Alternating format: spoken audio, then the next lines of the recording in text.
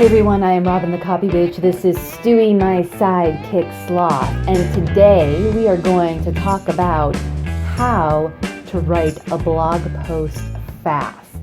I get it. Okay, you're doing a lot of blogging, you're juggling a lot of other work for clients, you're wondering, how do I write it fast? How can I get faster with this? So your mileage will vary, but I'm going to give you 6 ways to help speed up the process. And you know what? You're going to have to tweak and figure out what's best for you and where you can save time. But these ways work for me, and maybe they'll work for you. Okay, so way number 1 to write a blog post faster.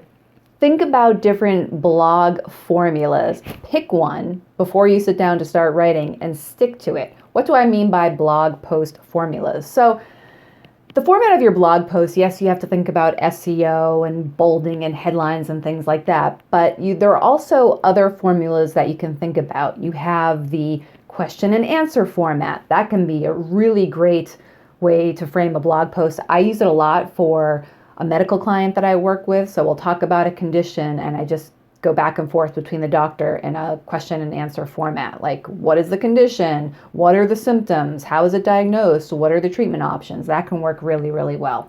So question answer formats, that could be a winning blog post formula. Another one, kind of like a case study where you have the problem, the solution, and the results. So that could be a great way to frame a blog post. Another winning blog post formula might be a list or a checklist of sorts. So there are many ways you can go about it, but if you get familiar with different blog post formulas, when you sit down to write, if you're thinking, okay, I'm going to write this in a question and answer format, then you can quickly outline what your questions are, and then it's just a matter of filling in the answers, and that can help make the writing go a lot faster. So I'm going to give you another tip that might cause a little controversy and it might surprise some of my viewers. Use ChatGPT to do your blog outlines. Hear me out. So oftentimes when we sit down and we're staring at a blank page, that can be the thing that just stops us in our track, right? Like it's you can't edit a blank page. You have to get the words down, and sometimes just getting started can be the hardest part if you're overwhelmed or you have so much going on or you just don't know what to do. I'm finding that ChatGPT can be a great way to kind of outline things, and it doesn't mean you have to use it exactly as ChatGPT spits it out. In fact, I don't think you should. And I'm going to be doing a series of videos about ChatGPT. I keep wanting to mess up that acronym at some point, but I'm not quite there yet. But here's what you want to do. When you use ChatGPT, it's very easy. You prompt ChatGPT with what you're looking for. So you might be saying, hey, I'm writing a blog post for a rug company that sells area rugs. The blog post is on how to choose the best area rug for your living room. And you can ask ChatGPT, can you come up with a blog outline in a question and answer format that comes up with the questions that people might be searching on, and then I can write my blog post accordingly. You can say it just as I said. Like, ChatGPT is looking for a very specific prompt, so you can give them that information as to who you're writing for, the company, the audience, how you want the style, how you want it to do it. And it can work really well and come up with questions really quickly to help you then structure the blog post fast. And it's not cheating. It really isn't. It's like having a writing assistant that's kind of saying, hey, I did the outline for you. It's like a sous chef, someone who cuts up all your vegetables, but you're still the chef who's putting it all together into this magical dish. So you can take the outline, look at it, delete the questions that don't make sense, tweak them. You'll definitely have to revise the questions. I can almost guarantee, like, the way they're worded. ChatGPT just it's a conversational style, but it's still somewhat artificial and stilted. It's not going to sound like your client's brand voice. So that's where you come in. You're going to make it sound good, but it can give you the list of questions. You can ask them for how many. It could be like, give me a list of 10 questions. And then see which ones you like best. You might like all 10, maybe you go with 6, but right there, boom, you have the questions. If you know the client's business well enough, you probably have the answers. That's the thing that can slow you down, is sometimes, especially when you're starting out with a client, you might not necessarily know the answers to the questions, and you have to go back to the client or talk to a subject matter expert. But you'll get to a point where you can do a lot of that heavy lifting on your own. So that's another way to speed up the process. Use ChatGPT to give you a good blog outline and then work from that. So you want to get your resources together before you sit down to write. And what I mean by that is obviously you want to know what the topic is. You already want to know what the keyword phrase is and you feel confident about that. Do the research ahead of time. Talk to the subject matter experts. Talk to the client. Get the testimonials. Try to get those resources and the research done ahead of time, and that'll make the writing go faster. Because if you have all that set and ready to go along with the blog outline, then it's just a matter of sitting down, putting your head down, and writing. And that leads me to the fourth point, which is when you sit down to write, just sit down to write for a certain amount of time, fingers to keyboard, and just write. Like, don't look up, don't worry about SEO, don't worry about mistakes, just get it out. Down and dirty, a brain dump almost. You can still follow your outline, you could have that on the page and then you're just filling in the gaps, but just get it down.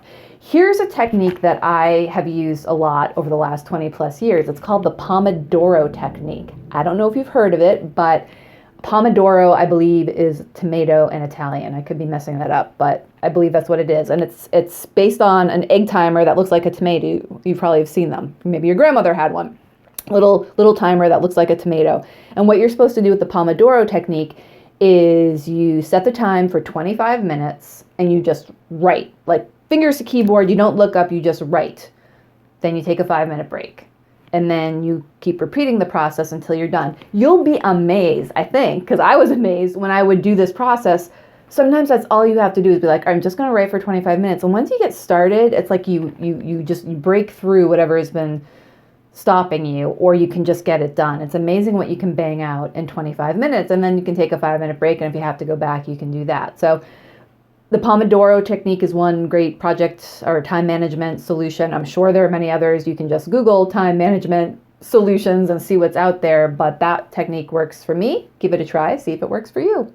Okay, number 5, another thing you can do is, and this is something you can do as you're multitasking, use transcription services. So what you can do is like take your phone. You probably have a memo function on your phone where you can just talk into your phone, talk through the topic. If you have the questions outlined, you could be like, how would I answer this if I were just, talking? Go through it and then use a transcription service like rev.com is what I use. And I use the automated one. So I think it's 25 cents a minute for the automation as I record this in 2023. And it's really good. Like, that's AI at work. Like, it transcribes it enough so that I can then run with it and revise. So that's one. Temi, T-E-M-I, is another service that I know people use.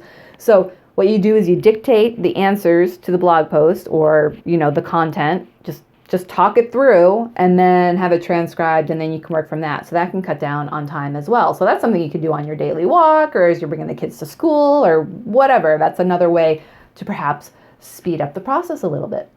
Okay, one of the things that can slow down the blog post is, you've drafted it, maybe you've done that down and dirty first draft, but now you have to revise. Now you have to do the SEO and make sure all your T's are crossed and I's are dotted and stuff. Here's what I recommend, and you're gonna have to find what works best for you, but this is what works for me. I draft in Word, and I try to revise thoroughly in Word and optimize my blog post in Word. Then I take that pretty polished Word document and I upload it to Google Docs. And the reason why is because, first of all, just making that transition from one program to another is enough to sometimes help my eyes see things differently. Google Docs will absolutely catch things that Word misses. And sometimes it's like major, like it's just a typo that I just, I forget the S on a word and Word completely missed it, but Google Docs catches it.